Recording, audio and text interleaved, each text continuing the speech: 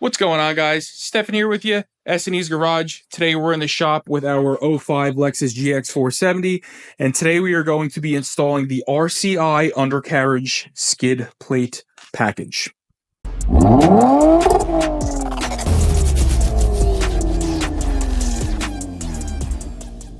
So when we bought this truck, for some reason, the factory skid plate that's up front here is gone. It's missing. And all we have is this like under, diff guard here, and then this plastic chintzy thing. So we ordered the whole package. We ordered the engine cover, the transmission cover, and the transfer case cover, which is also going to go ahead and cover the cross member for the transfer case. It's going to protect it from rocks and debris and other things like that out on the trail. So the first package that came in, this is the under engine shield. So we're going to start by throwing this thing up. Now, unfortunately, for the engine, they make one plate for both the V6 and the V8. So in order to change your oil with this plate, you are going to have to drop it to get the oil filter, or to get access to the oil filter. Not a huge deal, but definitely something you should be aware of.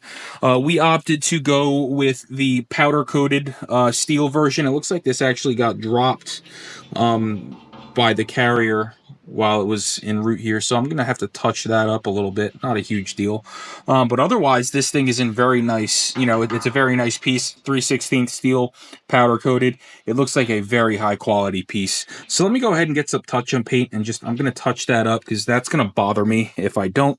And then let's go ahead and lift it up, and then we're gonna show you just how easy this is to install. It's going to come with all the hardware you need. We're gonna figure out what it's for. There's some spacers here.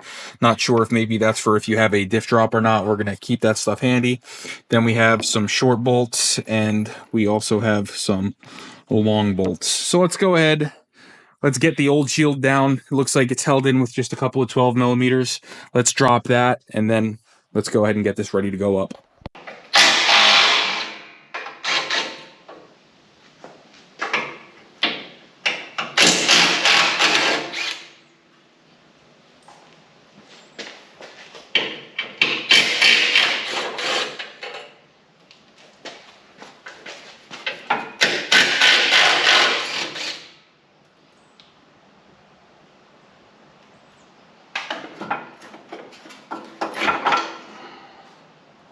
And that will come down 1, 2, 3, just like that.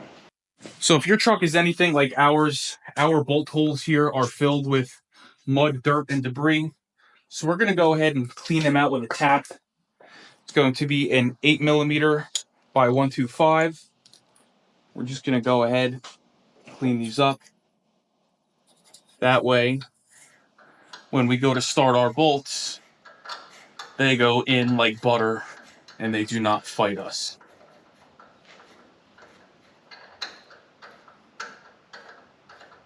Now, you are also going to want to use some anti-seize on the threads of the bolts that are going in, because as I mentioned a little bit earlier, you are going to have to take this shield off every time you change your oil, because you're going to need to be able to access the oil filter.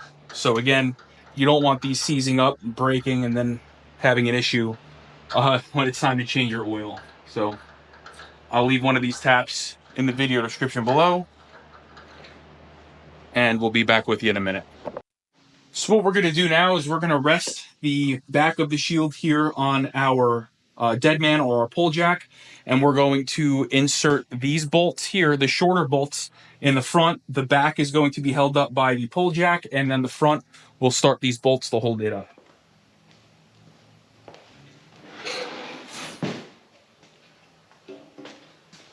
Oh man, this thing is definitely heavy duty, considering just how heavy it is.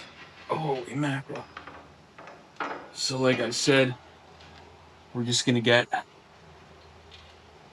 one of these started, and you'll see why we clean them with a tap, because that went right in, and it should, just like the other side, start.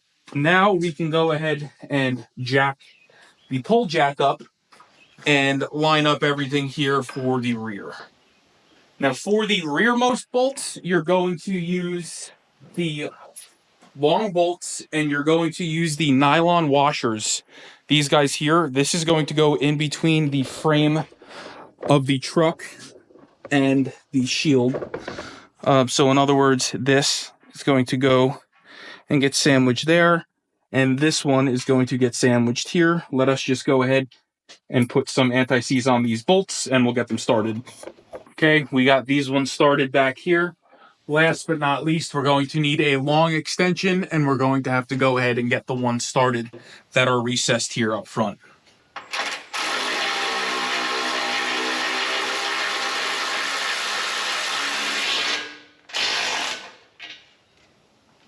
Now we can go ahead and tighten everything down. Now, again, I don't want to murder this and make it to where I'm not going to be able to get it down to change the oil, but I do want to snug it down. So we're just going to snug it here with a regular old 3/8 ratchet. All right, and the engine shield is now installed. So now that I'm looking at this, I actually don't think it'll be 100% necessary to drop this to change the oil, because I can get to the filter here pretty easily. You'll just have to put some sort of cardboard or a diverter or something to divert the oil away from pooling in the shield and draining. So I think we'll be okay there. And then right here we have a hole to access the engine oil pan. So we might actually be in good shape. So let's just go ahead, stand by. Once the transmission shield gets here, we will install it along with the transfer case shield, and then we will be protected from the radiator all the way to the transfer case.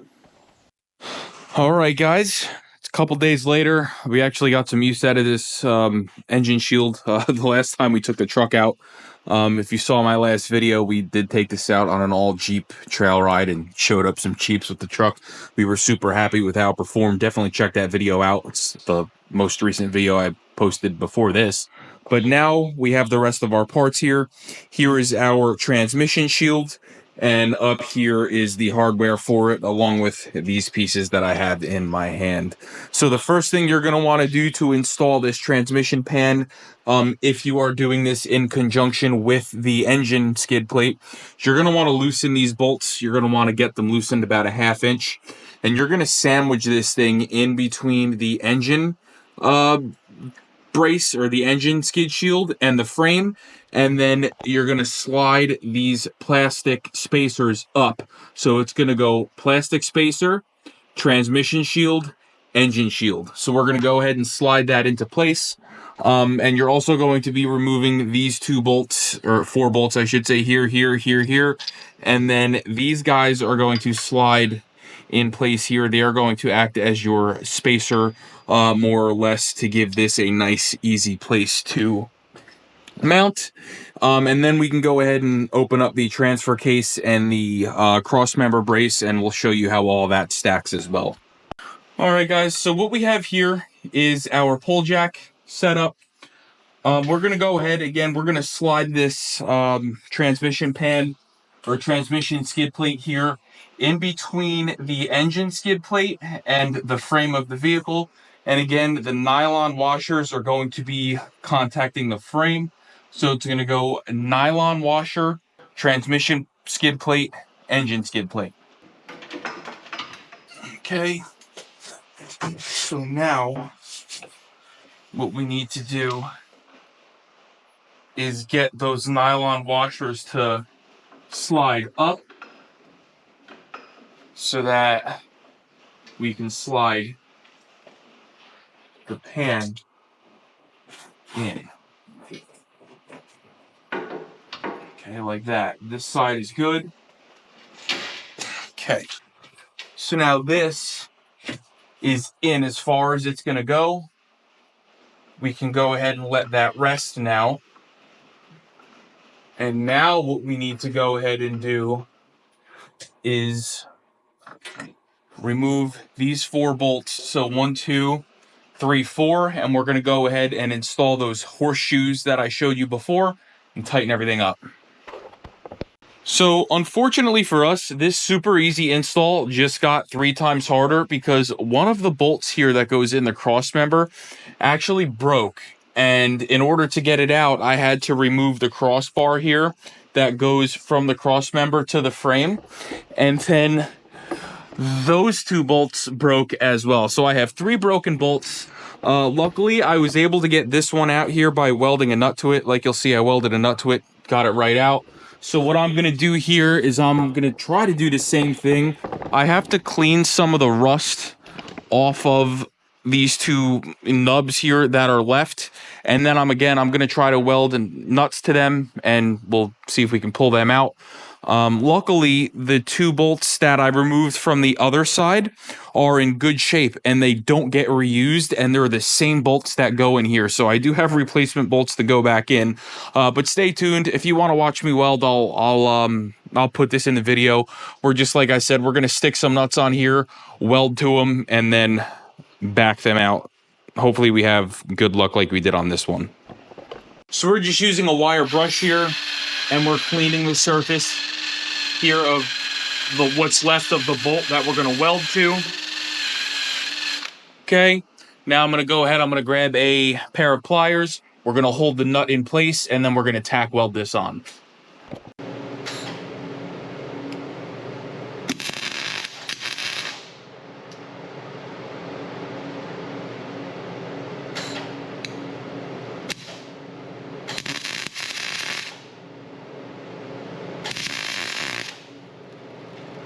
Okay, let's let that cool down.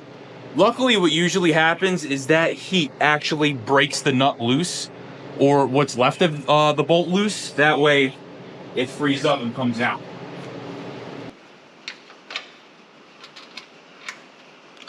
Okay, we're gonna have to try that again. Doesn't always work the first time. It takes some trial and error. Small victory here. We got number 2 out. Number 3 is going to be a little bit more difficult because there's really not a whole lot of stud sticking out, but we're going to go ahead and try it again, and we'll see if we can get this one out. So the first thing I'm going to do here is try to build up the stud a little bit.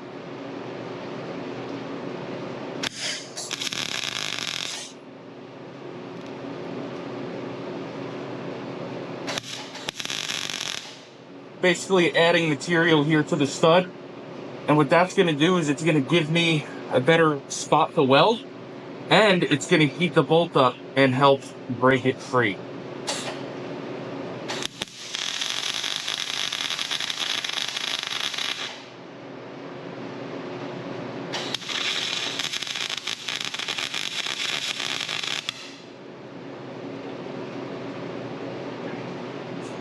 Let's try that and see what happens. Just let it cool down a few seconds. I'm gonna be very surprised if I got this on the first shot. I highly doubt it. I actually see a pocket in there I'm gonna try to fill. I think we just got super lucky.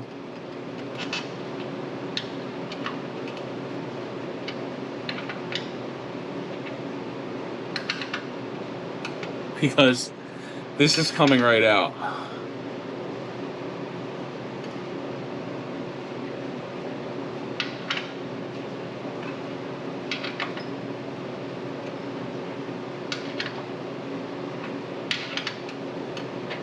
Yeah, first shot.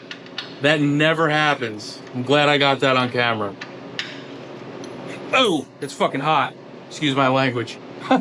Okay, so what I'm gonna do now, I'm gonna clean this up really good because we did kind of grind away at it.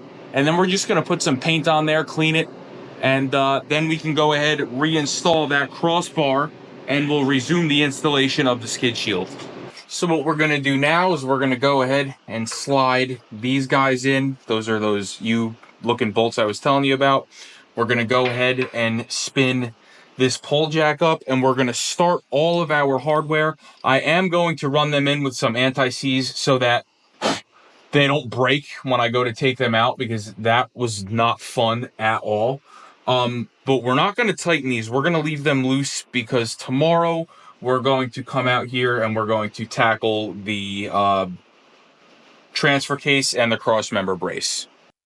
So now that we have this loosely installed, the next thing we're going to do is go ahead and install the new cross member that we need to install to go ahead and help secure the transfer case brace that this kit comes with. So the first thing we're going to do is we're going to remove this bolt, and we may have to loosen this one. They should be 12 millimeters. And what that's going to do is allow us to slide this cross member up. And it's going to basically reuse this threaded nut here. And there's going to be one right here that it's going to utilize as well. So let's go ahead and get them out, slide that cross member up, and begin the installation. So we went ahead and removed that exhaust hanger bolt. So now this cross member should slide into place relatively easily. We're just going to use this here to help us support this thing while we lift it up.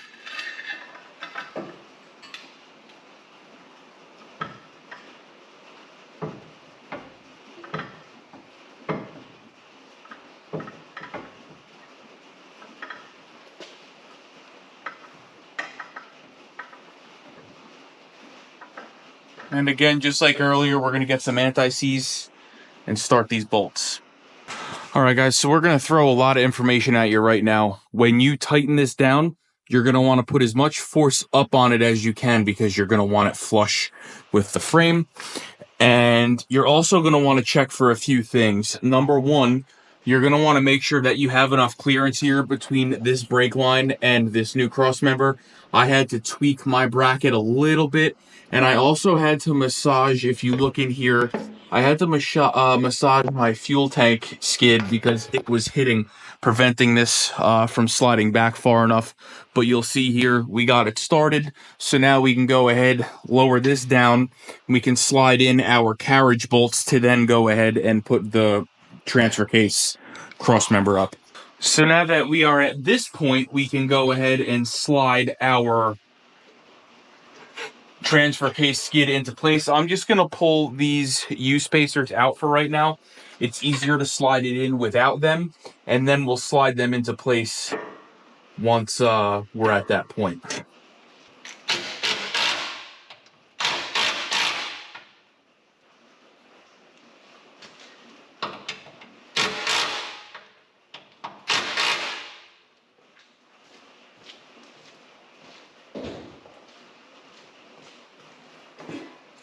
Now, ordinarily, you will not have to do what I just did. I just had to do that because of our issue that we had with those bolts breaking, which was absolutely not fun.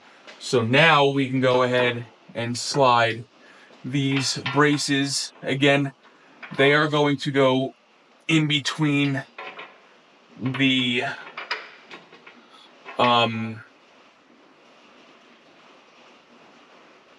skid plate and the frame.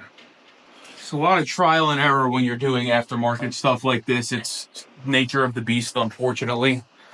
Just the way it goes. So now I should be able to lift that, slide that in, and now we can slide our carriage bolts up through the center here and start the nuts and bolts.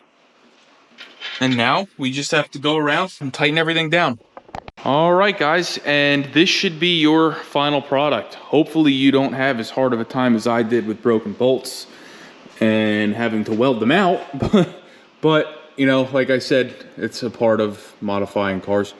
So everything here is done. The engine skid plate is done. We did that a couple of days ago. We just went ahead and did the transmission and the transfer case today, along with adding this second cross member. And you'll see the whole undercarriage of this car is now nice and protected from whatever we encounter on the trail, and we're super happy. So please, if this video interested you, like, share, and subscribe.